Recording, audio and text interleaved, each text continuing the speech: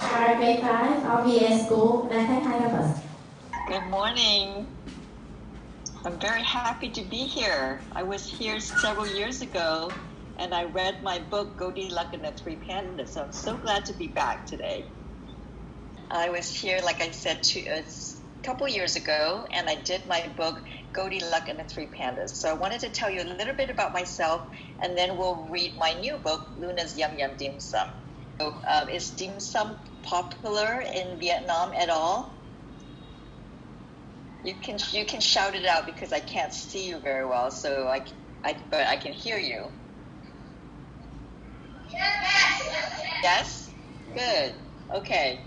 So let me tell you a little bit about myself. So I am the author of 6 other picture books. Otto's Rainy Day, Cersei the Dragon Empress, which is about the last empress of China. Sacagawea of the Shoshones, about the Native American princess who went on this great adventure with Lewis and Clark, the explorers. Goldilocks and the Three Pandas, I came to your school before and talked about Goldilocks. And the Rock Maiden is an old Chinese legend. And then Mulan's Lunar New Year, I'm sure you guys have all heard, and maybe some of you guys have seen the movie Mulan. And this was a book I did for Disney. Way of the Shoshones, about the Native American princess who went on this great adventure with Lewis and Clark, the explorers. Goldilocks and the Three Pandas, I came to your school before and talked about Goldilocks. And the Rock Maiden is an old Chinese legend. And then Mulan's Lunar New Year, I'm sure you guys have all heard, and maybe some of you guys have seen the movie Mulan. And this was a book I did for Disney. Now, I live in California now, but I wasn't born over there. So I was actually born in quite close to you guys. I was actually born in Kuala Lumpur, Malaysia. And when I was 5 years old, we moved to Singapore. And I went to elementary school in Singapore, primary school. And then when I was about 11, we moved to Hong Kong. And I went to secondary school in Hong Kong. And then when I was 17, I moved all the way to California and went to university in California. So I actually grew up in Southeast Asia, which is why a lot of my stories are inspired by my cultural upbringing. So I like to write about the Asian culture. So I have books about, Chinese New Year. I have books about the last empress of China. And I like to write about the Chinese culture and our festivals and rituals and traditions, which is where Goldilocks and the Three Pandas came in. And this year, my new book that came out is Luna's Yum Yum Dim Sum, and that just came out on December 22nd. Right now, I live in Northern California with my family. I have 3 kids. 2 of them are now in university, and my son is in high school. And I also have a dog, Juno, who is about 3.5 years old, and a very fat cat by the name of Moo. And I live in a very small town, so it's about 2 hours north of San Francisco. So today I'm going to talk to you about Luna's Yum Yum Dim Sum. Luna's Yum Yum Dim Sum is a book that's part of the Storytelling Math series. And it's about a little girl who's celebrating her birthday in a dim sum restaurant. And her family orders pork buns. And while they're trying to grab the pork buns, Luna drops one of the pork buns. And now they have to figure out how they're going to divide up 5 pork buns fairly with 3 kids. So that's what the story is about. And at the end of the book, there is a page that tells you all about dim sum and the Chinese zodiac, and also a section on exploring the math and doing different math activities at home.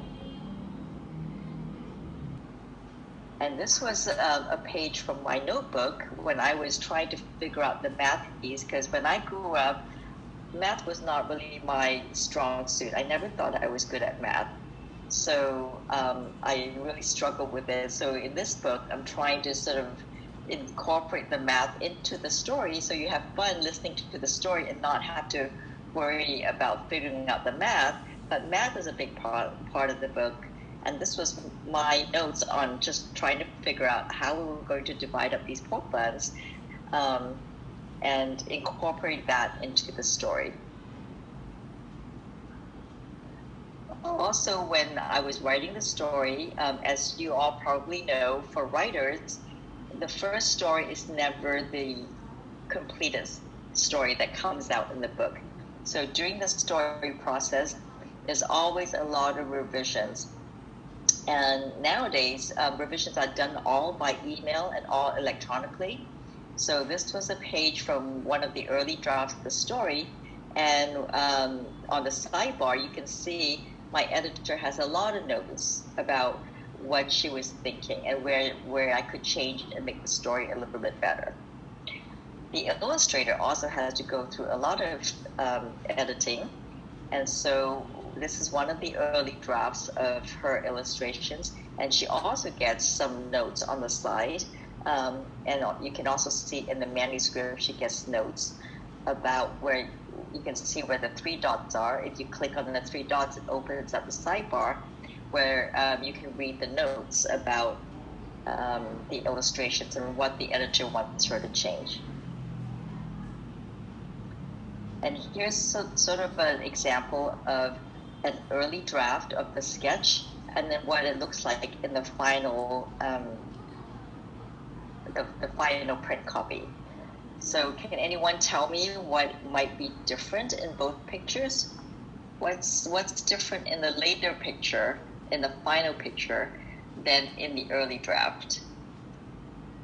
That the later picture has to chopstick, but the before picture do not have the chopstick. I'm sorry, but yes, the second picture has the chopsticks, right? And in the first one, you see their hands and their arms grabbing the pork buns instead of the chopsticks. Very good. Yes, good observation. Anybody else want to take a guess at what's different? What do you see that's different?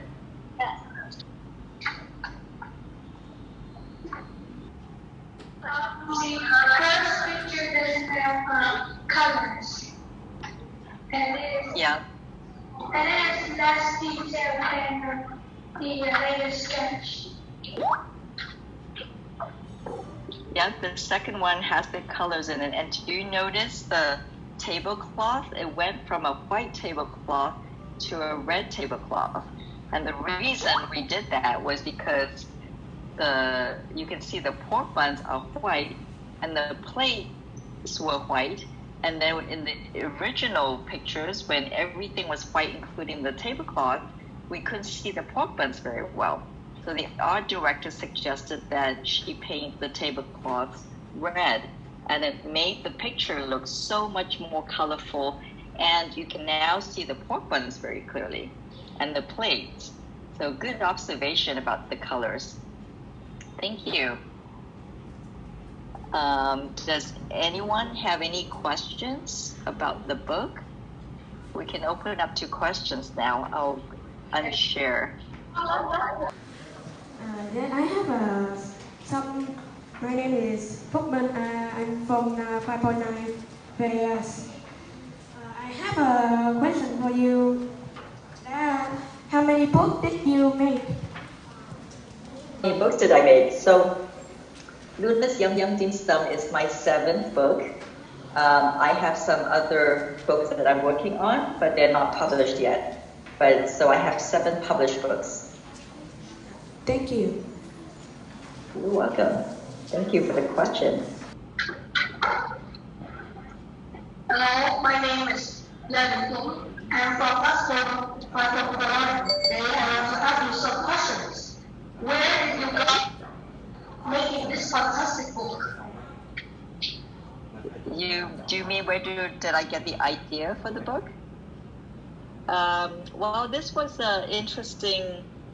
Well, usually I write a story and then I send it to the publisher, And I hope that the publisher is interested in the story and want to make it into a book.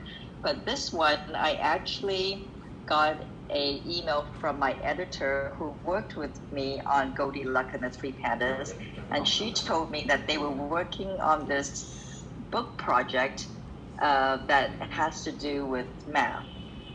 And she asked me if I wanted to submit to this a story to the series of books about storytelling math. So I actually wrote the book because she asked me to. And my first draft of the manuscript was quite different from the one that you read in this book. So I had to make a lot of changes. The first draft had this story about this girl in the dim sum restaurant, and they're ordering all kinds of different dim sums and many shapes and many colors and sizes. But the editor didn't want a book about shapes or counting. They wanted the story to solve a math problem. So that's why we changed the story, and now it's become Luna's Yum Yum Dim Sum, where they have to figure out how they're going to share the pork buns, 5 pork buns between 3 people. So that's how the story came about. Thank you. My second question is, what made you start writing books and become so famous in USA? Well, I'm not sure about becoming very famous because I don't think I'm very famous. But what made me write books was because, first of all, when I was growing up, I loved to read. I loved to read books. We always had a lot of books in our house. My mother always read us bedtime stories, so I always loved stories and I always loved books. But when I was in 7th grade, an English teacher gave us an assignment, and the assignment was to create a deserted island, and we had to make up our own rivers, our own towns. We had to make up a story about this island and about the people that lived on this island. And I had a really fun time using my imagination and creating this story that ever since that time, I was about 11 years old, I really wanted to write stories. And so that's how I started becoming a writer. I just wanted to write stories. Thank you. And my last question is, I wonder if you can tell me the books that take you the most time to write and why? Oh, how long does it take to write one book? Well, that depends. Writing a book can take a long time because you have to write the story, and then the first story is never your best story, so there's a lot of revisions, like I showed you. A lot of people giving comments, and then for me also, I revise a lot before I send out my story to let anyone see it.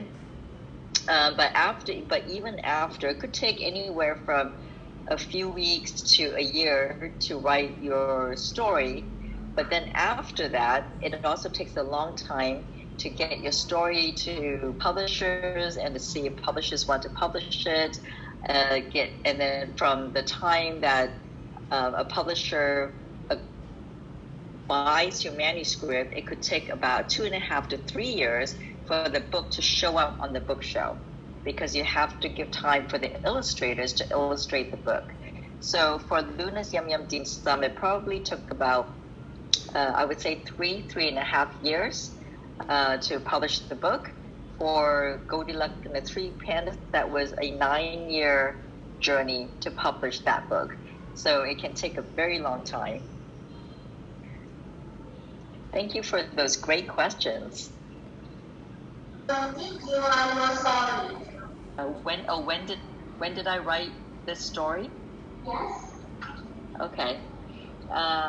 Let's see. I started this story, I think, in January 2018. No, I think it was. Oh shoot, I forget. I think it was January 2019. I started the story. So I started writing it, or maybe I started at the end of 2018, and I started writing the story, and then I had to do a lot of revisions. So I think it wasn't until about March 2019 that I finished all the revisions, and then after that it went to the illustrator. So usually the writer does all the writing first, and all the revisions and all the text has to be approved before it goes to the illustrator. So by March 2019, that's when it went to the illustrator. You were very good at math and language. Why you will not become a teacher? Why did I not become a teacher and I became a writer? Is that your question? Okay. I have a lot of admiration for teachers. I think they do a very tough job, and I've had a lot of wonderful teachers in my life, and I work with a lot of wonderful teachers. But I don't think that I am a very good teacher in a classroom. So I wanted to go into writing, and that's what I do best. So sometimes I can work with people in small groups and teach writing, but I don't think I'm a very good teacher in a classroom. So I think I'm a better writer than I am a teacher. You're welcome. I have one question.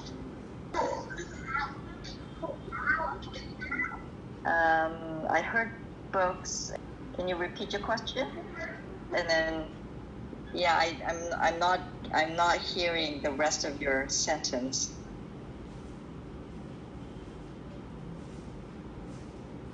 Yes. What's your feeling when you try a book? Oh, okay. What's my feeling when I write a book?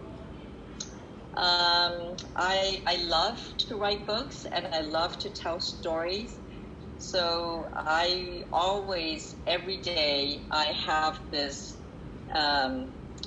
joy for writing, and I have this feeling that if I have to write, I have to write every day. And if I don't write every day, then I get a little bit grumpy.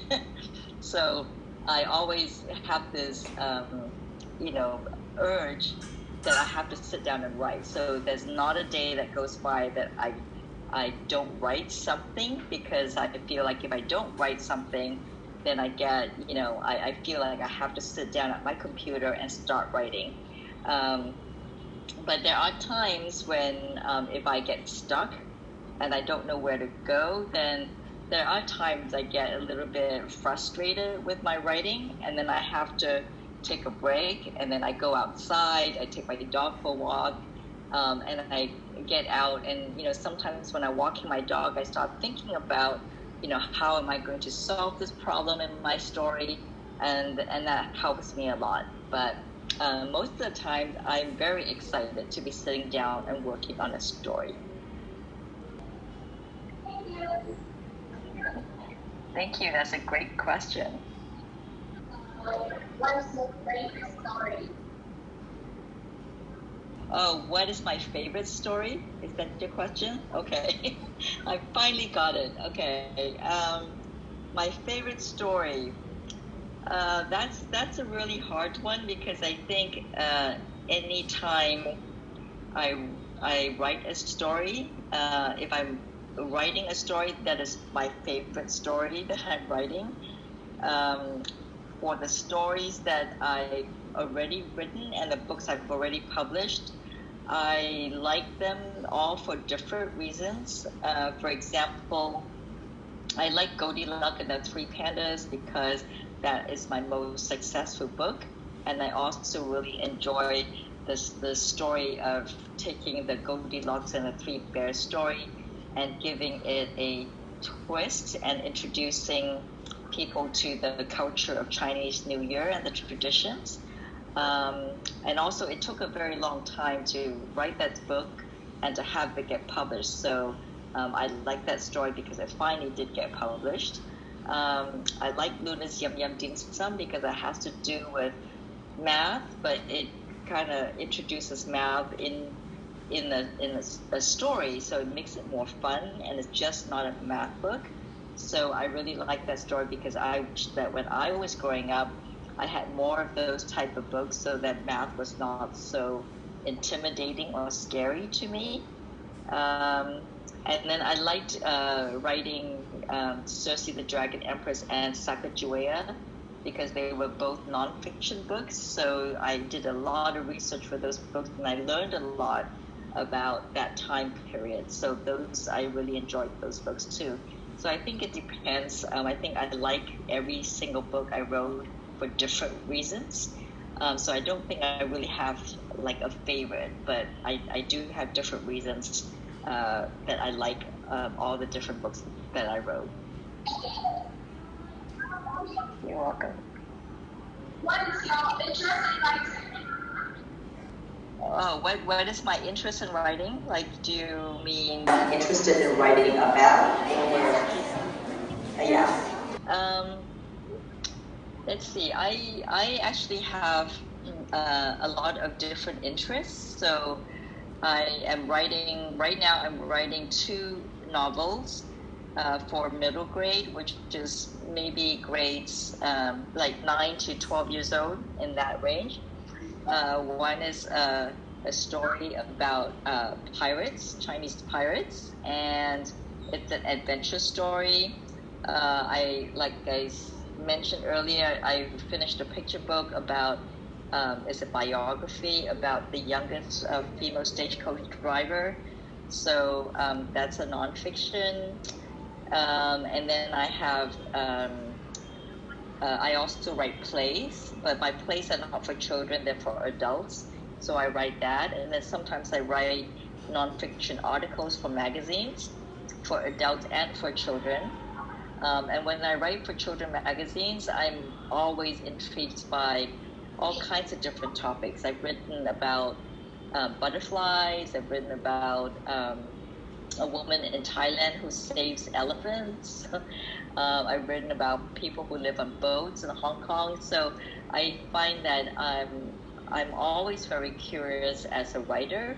So anything that is unique or interesting always attracts my interest. But I think that one thing that is consistent is that I like to write about different cultures. And about different, the way people celebrate different traditions and different rituals. So that's why a lot of my stories are inspired by the culture that I've seen, my traveling. I travel a lot. And also about my background growing up in Asia. I am going from class 5.4. I have some questions for you. Which book is the most success that you have written? Which book is the most successful? I have to say it's Goldilocks and the Three Candles. That's been my most successful book. When that book first came out, I don't know if you guys know Barnes and Noble bookstore. They are very popular in the United States. I don't know if you have them in Vietnam, but they are a chain bookstore all over the United States, and they bought out the copies of the book. So that book had to go to a second printing. And every year, because it takes place around Chinese New Year. So every Chinese New Year, that book sells a lot because people would like to buy it. It has Chinese New Year in it, and every Chinese New Year I'm asked to speak about that book a lot. So that's been my most popular book. The second question for you I ask is, do you think a writer is hard? Why or why not? It's a lot of fun, but it is hard because it's always hard to make something perfect or to make something very good. So I spend a lot of time working on my stories. I spend a lot of time editing and revising my stories. And there's a lot of people out there who want to write children's books and who hope to get published. So when I send out my stories to publishers, I'm always competing with a lot of other people who want to get published. And there are a lot of really good writers out there, a lot of really good stories. And sometimes it is hard to get published. So, but I enjoy it a lot. I think all writers who write do it because they love the writing process and they love books, and that's why we do it.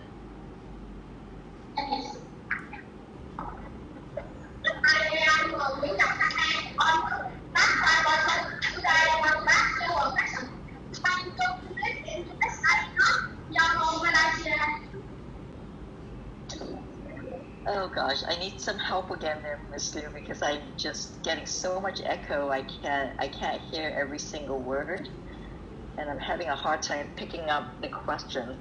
We asked you, why did you choose to be in USA, not in Malaysia? Oh, okay. Why did I choose to be in the USA and not Malaysia?